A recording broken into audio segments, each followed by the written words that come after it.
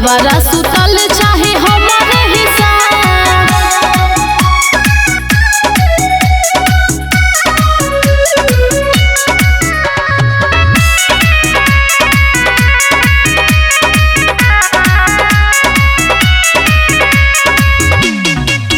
सखी देवरों के हर गाने के नहातन को लागे, जब अंगना बहरिया के चोलिया झाके।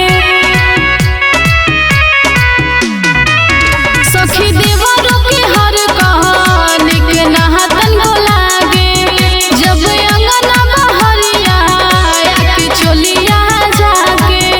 और छुए चाहे देह हमर कोई के मजाक, और कोई के मजाक। और मन लेना बात करे उत्पात, देवरा सुतल चाहे हमारे हिसाब। मन लेना बात करे उत्पात, देवरा सुतल चाहे हमारे हिसाब।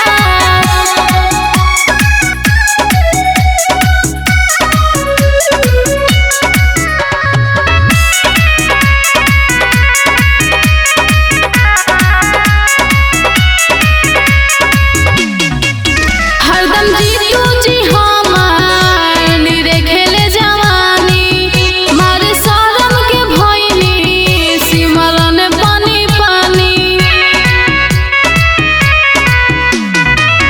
हरदम जीतू जी हमार निरे खेले जवानी, मारे सारम के भइनी सिमरन पानी पानी। अरे काटेला अरवी शिवानी साथे रात, हसीवानी साथे रात। हाँ मन लेना बात करे उत्पात, देवरा सुतल चाहे हमारे